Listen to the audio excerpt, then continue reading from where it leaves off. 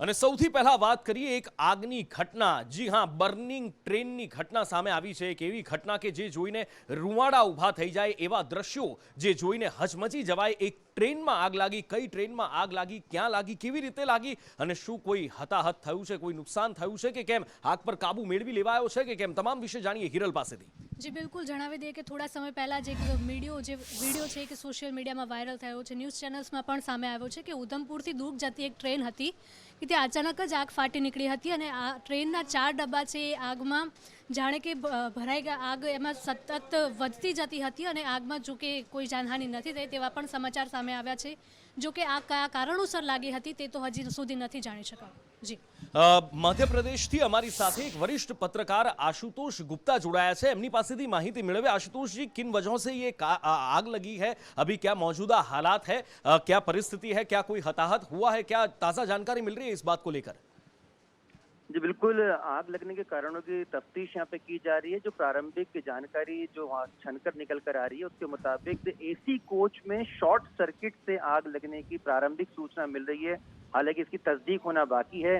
Police प्रशासन के साथ साथ रेलवे प्रशासन के तमाम जो अधिकारी हैं वो मौके पर रवाना हो चुके हैं।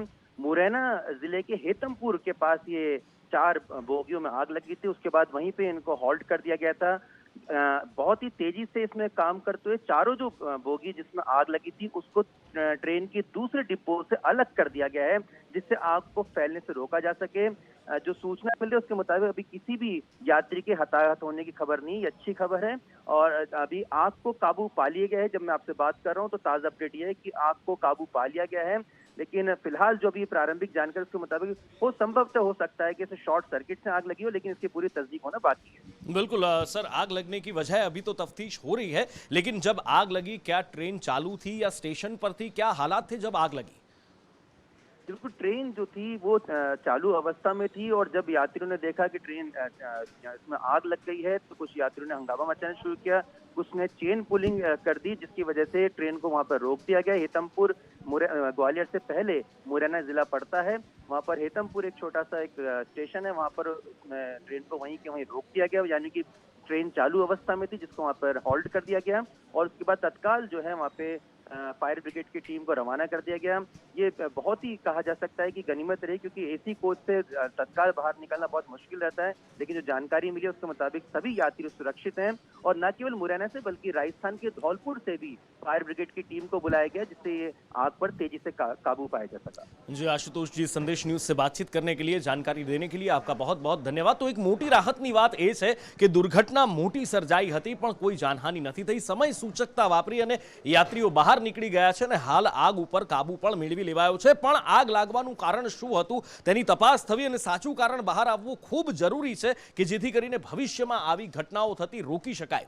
આગળ વાત કરવી છે આજના દિવસની અને આજનો દિવસ કદાચ ભારતના ઇતિહાસમાં કાળા અક્ષરે લખેલો આ દિવસ છે। 13 વર્ષ વીતી ગયા છે એ ગોઝારી ઘટનાને કે જ્યારે મુંબઈ ઉપર હુમલો થયો હતો। દેશની આર્થિક રાજધાની છે એને રક્ત રંજિત કરવામાં આવી હતી આતંકવાદીઓ દ્વારા। પાકિસ્તાનનું આ નાપાક ષડયંત્ર હતું। 13 વર્ષ બાદ હજી પણ એ ઘા રૂઝાયા નથી, એ ઘા હજી પણ તાજા છે અને હજી પણ એના ગુનેગારો ખુલ્લેઆમ ફરી રહ્યા છે। ત્યારે ભારત તરફથી આ નવા ભારત તરફથી શું કરવામાં આવી રહ્યું છે જાણીએ વિકાસ પાસેથી।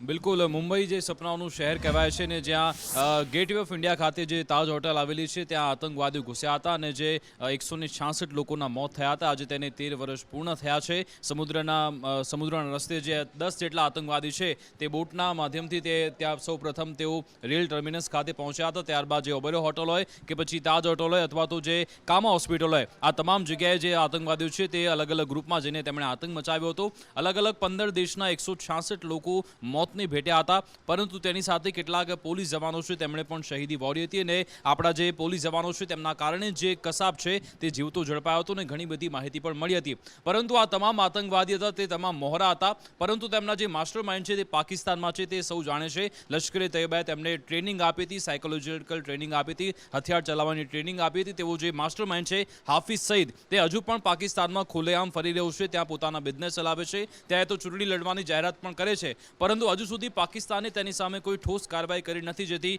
ભારતે આ મુદ્દો ઉઠાવ્યો છે. પાકિસ્તાનના જે હાઈ કમિશન છે તેને બોલાવીને ખખડાવવામાં આવ્યો છે કે આ મામલે કાર્યવાહી થવી જોઈએ અને જેટલા પણ આની મામલે જવાબદાર છે આ હુમલા પાછળ તેમની સામે ઠોસમાં ઠોસ કદમ લેવા જોઈએ. પરંતુ આપણે જાણીએ છીએ તેમ પાકિસ્તાન આતંકવાદની પૂછતું આવ્યું છે અને જેથી જ તે હાફિઝ સઈદને પ્રોટેક્શન પણ પૂરું પાડે છે. તેવામાં ભારતે જ કોઈ ઠોસ પગલાં ઉઠાવવા જોઈએ તેવું લાગી રહ્યું છે. જી બિલકુલ, પણ વાત એ છે કે જો કડક પગલાં ભરવા હોય, ઠોસ પગલાં ભરવા હતા, કાર્યવાહી કરવી હતી, 13 વર્ષ તમારી પાસે હતા. હા, આપણે સર્જિકલ સ્ટ્રાઇક કરી છે, આપણે એર સ્ટ્રાઇક પણ કરી છે, પણ તેમ છતાં 26/11ના એ મુંબઈના ગુનેગારો, એ નિર્દોષોના ગુનેગારો આજે પણ પાકિસ્તાનમાં સુરક્ષિત છે. એનો જવાબ કઈ સરકાર આપશે, કોણ આપશે? હવે જોવાનું એ છે કે ભવિષ્યમાં આ નવું ભારત કઈ રીતે આ ઘટનાનો બદલો લે છે અને કઈ રીતના એ દોષિતોને સજા ફટકારવામાં આવે છે. પણ પાકિસ્તાનની ફિતરત ક્યારેય નથી બદલાવાની. ત્યારે પણ એ જ પાકિસ્તાન 1947થી લઈને ઇનફેક્ટ અત્યાર સુધી એ જ પાકિસ્તાન છે જે આતંકવાદીઓને ભારતમાં ઘૂસણખોરી કરાવતું આવ્યું છે અને કાશ્મીરને ફરી એકવાર સળગાવવાના પ્રયત્નો થઈ રહ્યા છે. ફરી એકવાર આજે ઘૂસણખોરીના સમાચાર છે. ક્યાંથી ઘૂસણખોરી થઈ અને સામે ભારતીય સુરક્ષા બળોએ કેવી રીતે જવાબ આપ્યો, કૃષ્ણા પાસેથી જાણીએ. જી રૂપુ, જમ્મુ કાશ્મીરમાં વારંવાર જે રીતે આતંકી ઘટનાઓ સામે આવી રહી છે, આતંકી હુમલાઓ થઈ રહ્યા છે, ક્યારેક આપણા સુરક્ષા જવાનો તેમાં શહીદ થઈ રહ્યા છે, ક્યારેક નાગરિકોને નિશાન બનાવવામાં આવી રહ્યા છે અને છેલ્લા કેટલાક સમયમાં ઘટનાઓ ખૂબ જ વધી છે, ટાર્ગેટ કિલિંગ વધી રહ્યા છે અને તે બાદ એન્ટી ટેરર ઓપરેશન છે તે પણ યુદ્ધના ધોરણે શરૂ કરવામાં આવ્યું છે. વીણી વીણીને આતંકીઓને ઠાર મારવામાં આવી રહ્યા છે. ત્યારે ગઈકાલે રાત્રે ફરી એક વખત એક આતંકી ભીંબર ગલી સેક્ટર છે જમ્મુ કાશ્મીરમાં, ત્યાંથી ઘૂસણખોરી કરવાનો પ્રયાસ કરતો હતો અને એ સમયે સુરક્ષા દળોએ આ આતંકીને ઠાર માર્યો છે અને આ ઉપરાંત તેની પાસેથી મોટી માત્રામાં દારૂગોળો પણ જપ્ત કરવામાં આવ્યો છે. ઉલ્લેખનીય છે કે જે પણ ટેરર ફંડિંગ કરતા સંસ્થાઓ છે અથવા ટેરર ફંડિંગ કરતા એવા કેટલાક લોકો છે કે જે જમ્મુ કાશ્મીરમાં રહીને જ આતંકવાદને પ્રોત્સાહન આપી રહ્યા છે, તેવા લોકો પર પણ દરોડા પાડવામાં આવી રહ્યા છે, તેમની અટકાયત કરવામાં આવી રહી છે. કેટલાક આતંકી સંગઠનો જેમ કે જૈશે મોહમ્મદ છે, લશ્કરે તૈયબા, TRF, આ તમામ એવા આતંકી સંગઠનો છે કે જે છેલ્લા કેટલાક સમયમાં જે ટાર્ગેટ કિલિંગની ઘટનાઓ વધી રહી છે. ખાસ કરીને TRF એવું આતંકી સંગઠન છે કે ટાર્ગેટ કિલિંગની ઘટનાઓમાં જે પણ આતંકવાદીઓ સામેલ હતા તે આ સંગઠનમાંથી આવતા હતા. એટલે એવી આખા જે નેટવર્ક જોડાયેલા છે તેને કઈ રીતે આપણે બસ કરી શકાય અને કેટલા મોટી માત્રામાં લોકોને, કેટલી મોટી સંખ્યામાં લોકોને ઝડપીને આતંકવાદને નાથી શકાય એ માટેના પ્રયાસ શરૂ કરવામાં આવ્યા છે અને આજે એક આતંકીને ઠાર મારવામાં આવ્યું છે આ દિશામાં. અને એની સાથે સાથે આજનો દિવસ ભારત માટે ખૂબ મહત્વનો પણ છે, કારણ કે આજે સંવિધાન દિવસ છે અને આ સંવિધાન દિવસ નિમિત્તે દિલ્હીની અંદર કાર્યક્રમ રાખવામાં આવ્યો હતો અને સંવિધાન દિવસની ઉજવણી કરવામાં આવી. કેવી રીતના કાર્યક્રમ રાખવામાં આવ્યો, શું કહ્યું વડાપ્રધાને આ સંવિધાન દિવસના મોકા ઉપર, જાણીએ અજય યાદવ પાસેથી. जी नुपुर, आज संविधान दिवस है। पूरे देश में जोर शोर से इस दिन को मनाया जा रहा है और इसी के तहत आज संसद भवन के सेंट्रल हॉल में भी एक भारत सरकार की तरफ से कार्यक्रम रखा गया था, जिसमें महामहिम राष्ट्रपति शामिल हुए थे, प्रधानमंत्री शामिल हुए थे, भारतीय जनता पार्टी के जितने लीडर्स थे, सांसद थे, वो शामिल हुए थे, मंत्रिमंडल के लोग शामिल हुए थे, लेकिन विपक्षी पार्टियों के लोग आज शामिल नहीं हुए थे। आज जब कार्यक्रम चल रहा था उस वक्त महामहिम राष्ट्रपति की तरफ से जो संविधान का प्रियम्बल है उसको पढ़ा गया और साथ ही साथ जितने भी वहां पर लोग मौजूद थे उन सभी ने इस प्रियम्बल को पढ़ा और साथ ही साथ पूरा देश इस प्रियम्बल को पढ़ता हुआ नजर आया। लेकिन विपक्षी पार्टियां वहां में मौजूद नहीं थी। 14 विपक्षी पार्टियों की तरफ से इस कार्यक्रम का बहिष्कार किया गया था और जब प्रधानमंत्री नरेंद्र मोदी की तरफ से स्पीच आई तो कहीं न कहीं प्रधानमंत्री की स्पीच में पूरी ये तलखी दिखाई दी। प्रधानमंत्री नरेंद्र मोदी की तरफ से ये कहा गया कि आज संविधान कहीं न कहीं खतरे में है और उसको बचाने की जिम्मेदारी सबकी है। लेकिन साथ ही साथ उन्होंने परिवारवाद का भी जिक्र किया और ये कहा कि किस तरह से लोकतंत्र के लिए सबसे बड़ा जो खतरा है वो परिवार है और इसी के साथ साथ लोकतंत्र को कैसे मजबूत किया जाए, कैसे लोकतंत्र में सबकी भागीदारी हो और कैसे लोकतंत्र को और ज़्यादा ग्लैमराइज किया जाए या बढ़ चढ़ के उसमें हिस्सा लिया जाए, इन तमाम सारी बातों पर प्रधानमंत्री नरेंद्र मोदी की तरफ से बातें रखी गई। लेकिन निश्चित तौर पर जो विपक्षी पार्टियां आज के कार्यक्रम में शामिल नहीं हुई थी उसको कहीं न कहीं प्रधानमंत्री नरेंद्र मोदी की स्पीच में देखा गया। जी સવાલ આખરે અહીંયા આગળ એ પણ થાય ને, જ્યારે સંવિધાન દિવસની આપણે ઉજવણી કરતા હોઈએ, રંગે ચંગે ઉજવણી થતી હોય, તો સંવિધાને આપેલા તમામ અધિકાર, તમામ હક શું દેશના તમામ નાગરિકને મળે છે ખરા? આ સવાલ થવો સ્વાભાવિક છે, કારણ કે સૌથી પહેલો જ એ અધિકાર આપણે જો વાત કરીએ કે સ્વચ્છ વાતાવરણ આપણને ક્યાં મળે છે ને બીજું ઘણું બધું છે. પણ ખેર, ઉજવણી થઈ રહી છે ને ગુજરાતમાં પણ સંવિધાન દિવસની ઉજવણી થઈ રહી છે. ખુદ મુખ્યપ્રધાન પણ જોડાયા છે. કઈ રીતે ઉજવણી થઈ રહી છે, શું છે કાર્યક્રમો, નિર્મળ દવે પાસેથી જાણીએ.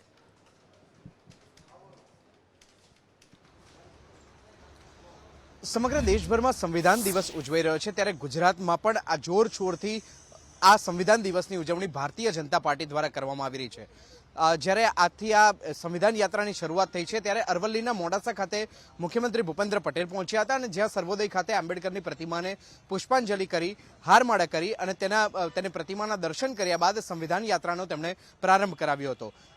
26 નવેમ્બર એટલે કે આજથી 6 ડિસેમ્બર સુધી સમગ્ર રાજ્યમાં સંવિધાન યાત્રા ફરશે. દરેક અલગ અલગ જિલ્લામાં આ યાત્રા ફરવાની છે. જિલ્લા દીઠ આ યાત્રા ફરશે, જેમાં તમામ યાત્રાની જવાબદારીનું આયોજન કરવા માટે જિલ્લા સ્તરીય જે સંગઠનનું માળખું છે તેને જવાબદારી સોંપવામાં આવી છે. આજના દિવસે મુખ્યમંત્રી ભૂપેન્દ્ર પટેલ હાજર રહ્યા, જ્યારે 6 ડિસેમ્બરના રોજ જ્યારે સમાપન વિધિ હશે તે સમયે ભાજપના પ્રદેશ અધ્યક્ષ સી આર પાટીલ વડનગર ખાતે હાજર રહેશે. આજે ગાંધીનગરમાં પણ આ સંવિધાન યાત્રાનું આયોજન કરવામાં આવ્યું, જેમાં રાજ્યકક્ષાના ગૃહમંત્રી હર્ષ સંઘવી પણ ઉપસ્થિત રહ્યા, સાથે જ કેન્દ્રીય મંત્રી પરસોત્તમ રૂપાલા પણ હાજર રહ્યા હતા અને પ્રસંગોપાત પ્રવચન પણ કર્યું હતું. એટલે વાત આખરે અહીંયા આગળ એ જ થાય છે કે આપણે જે જોઈએ છીએ કે અત્યારે જે સંવિધાનની વાતો થાય છે, સંવિધાન દિવસની ઉજવણી પણ રંગે ચંગે થાય છે.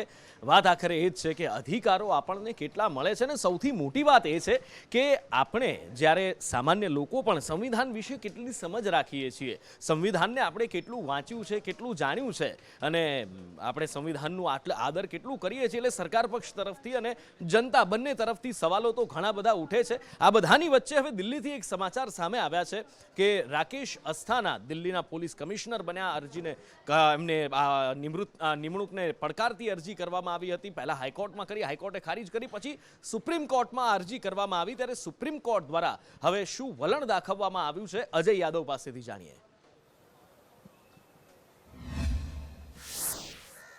निश्चित तौर पे नुपुर, जब राकेश अस्थाना का दिल्ली पुलिस कमिश्नर के तौर पे नियुक्ति की गई थी या उसका ऐलान किया गया था, उसी वक्त से ये विवाद खड़ा हो गया. और उसके पीछे सबसे बड़ा कारण ये बताया जा रहा था कि अपनी रिटायरमेंट से 4 दिन पहले उनकी दिल्ली पुलिस कमिश्नर के बतौर उनको ये ओहदा दिया गया और साथ ही साथ कोई नोटिफिकेशन जारी नहीं किया गया था. इस तरह का आरोप जो PIL यानी एक जनहित याचिका दायर की गई थी उसमें लगाया गया था. और इसी बात को लेकर के पहले सुप्रीम कोर्ट में याचिका दायर की गई थी. तब सुप्रीम कोर्ट की तरफ से कहा गया था कि पहले आप हाई कोर्ट जाइए और फिर वहां पे जो सुनवाई जो होगी उसके बाद आप सुप्रीम कोर्ट आइए.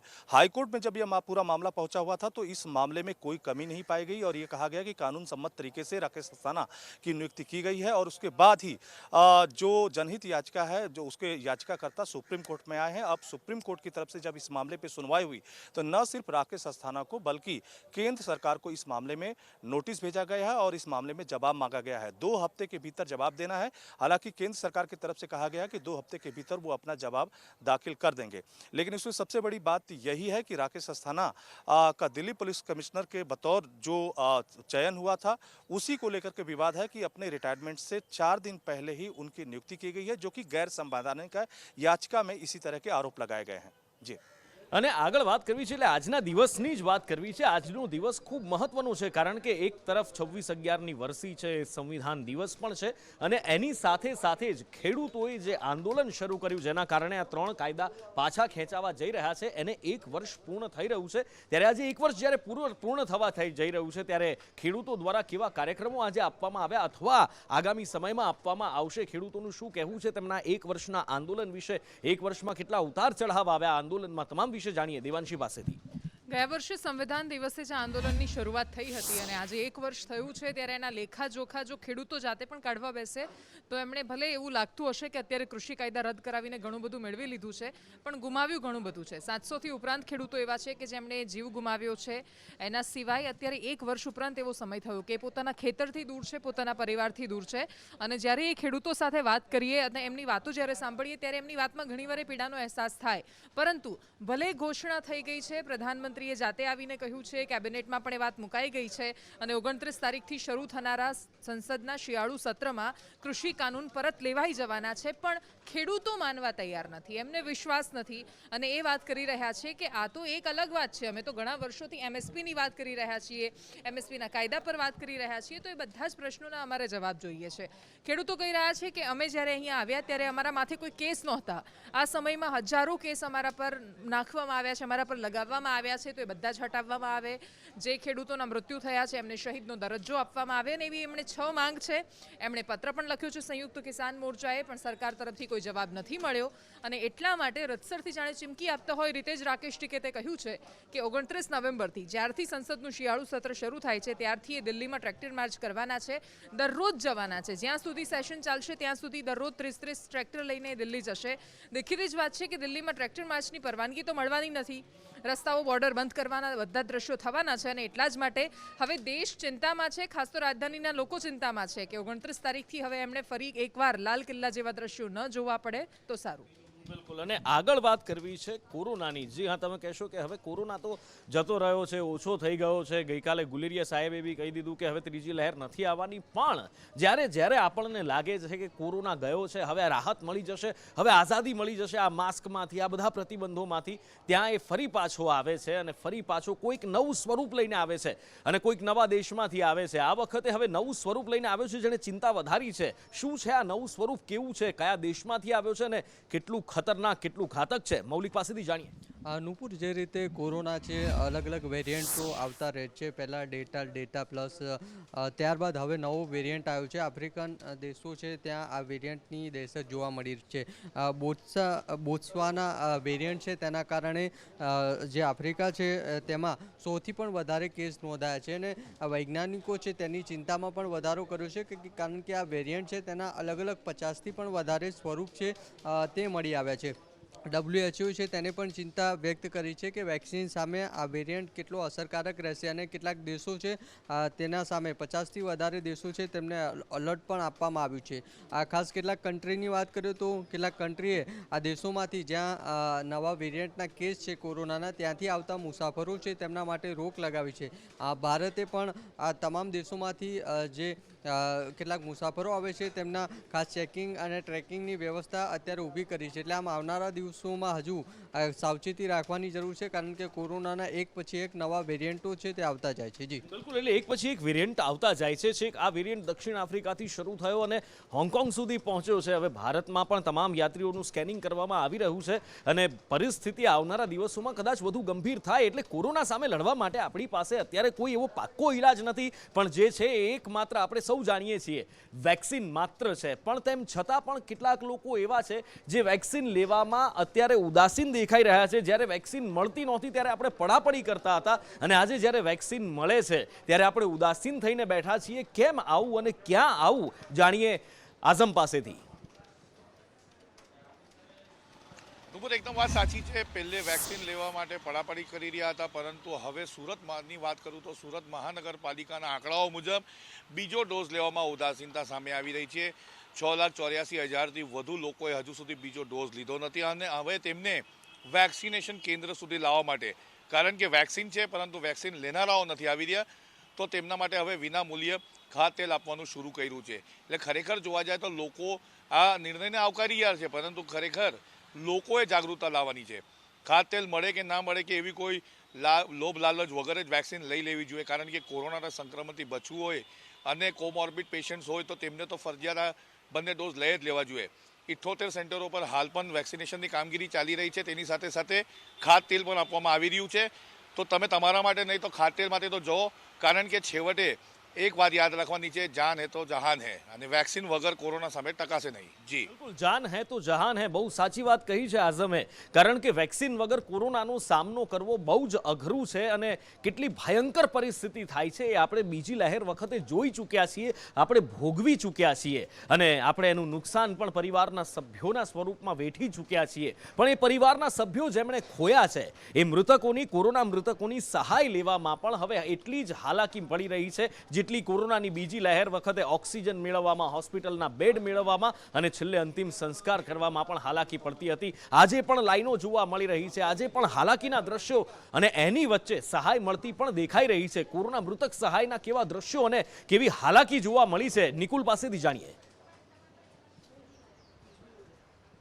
જે બિલકુલથી નુપુર, અમદાવાદ, સુરત, વડોદરા, રાજકોટ, આ તમામ જગ્યાઓ ઉપર જે કોરોના મૃતકોના સ્વજનો છે તેમનો રજરપાટ જોવા મળી રહ્યો છે. સરકારી બાબુઓ પોતાના ટાઈમ કરતાં થોડા લેટ આવે છે, અને તેના કારણે લોકોને લાંબી લાઈનો વેઠવી પડી રહી છે.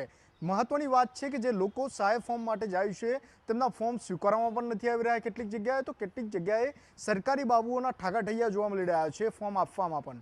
મહત્વની વાત છે કે કોરોના કાળની શરૂઆત થઈ ત્યારથી જ આ કોવિડ મૃતકોના પરિવારો છે તે દોડી રહ્યા છે. પહેલાં 108 માટે દોડ્યા, પછી કોરોના બેડ માટે દોડ્યા, એના પછી ઓક્સિજન માટે દોડ્યા. ઓક્સિજન બેડ મળ્યા તો તેના માટે તેઓ જે છે તે રેમડેસિવિર ઇન્જેક્શન લેવા માટે દોડ્યા અને તેનાથી પણ અંત ના આવ્યો. જ્યારે તેમના સ્વજનનું મૃત્યુ થયું તો તેમના અગ્નિ સંસ્કાર માટે પણ લાઈનોમાં ઊભા રહ્યા અને હવે સહાય માટે પણ લાઈનો લાગી ચૂકી છે. અમદાવાદ હોય, સુરત હોય, બરોડા હોય કે રાજકોટ હોય, આ તમામ જગ્યાએ લાઈનો યથાવત જોવા મળી રહી છે. ક્યાંક અધિકારીઓ ટાઈમ પર આવતા નથી, તો કેટલાક યોગ્ય જવાબ પણ નથી આવતા, તો કેટલાકને એક ફોર્મ માટે 4 ધક્કા ખાવા પડી રહ્યા છે. અમદાવાદની વાત કરીએ તો જે સહાય ફોર્મ આપવાની વાત છે તેમાં અલગ અલગ જિલ્લાઓમાંથી લોકો અહીંયા આવતા હોય છે, પરંતુ ધક્કા કઈ પરત ફરતા હોય છે. એટલે કે આ જે દર્દીઓના સ્વજનો છે, મૃતકોના સ્વજનો છે, તેમનો રજરપાટ હવે યથાવત રહેલો છે. અધિકારીઓ તેમનું સાંભળી નથી રહ્યા અને સરકાર મોટી માત્ર વાતો જ કરતી જઈ રહી છે. જી, એટલે હાલાકી પડી રહી છે, લોકોને ખત્તા ખાવા પડી રહ્યા છે. ફરી એ બીજી લહેર જેવા જ દિવસો હાડમારીના અહીંયા દેખાઈ રહ્યા છે. એ જ પીડા, પણ એની વચ્ચે સહાય મળતી પણ દેખાઈ રહી છે. રાજકોટમાં આજે સહાય આપવાની શરૂઆત થઈ છે, ચેકનું વિતરણ પણ શરૂ કરી દેવામાં આવ્યું છે, પણ બીજી બધી જગ્યાએ ભયંકર હાલાકી લોકોને વેઠવી પડી છે. આ બધા વચ્ચે વાત કરવી છે ગુજરાતની તપાસ એજન્સીઓ ઉપર ઉઠતા સવાલની, કારણ કે એક કાળો ડાઘ કદાચ આ એજન્સીઓ ઉપર લાગવા જઈ રહ્યો છે. વડોદરાની એ દીકરી 22 દિવસ પહેલા તેની સાથે ઘટના બની અને 22 દિવસ સુધી હજી તેના ગુનેગારો નથી મળ્યા. એક બાદ એક કડી આ તપાસ એજન્સીઓ જોડતી જઈ રહી છે, પણ તેમ છતાં હજી સુધી કોઈ નિષ્કર્ષ સુધી કે પછી કોઈ ઠોસ સાબિતી સુધી કે પછી ગુનેગારો સુધી નથી પહોંચી શકી અને આ કેસ વધુ ગૂંચવાતો જઈ રહ્યો છે. આખરે શું થઈ રહ્યું છે આ કેસની અંદર, કૃણાલ પાસેથી જાણીએ.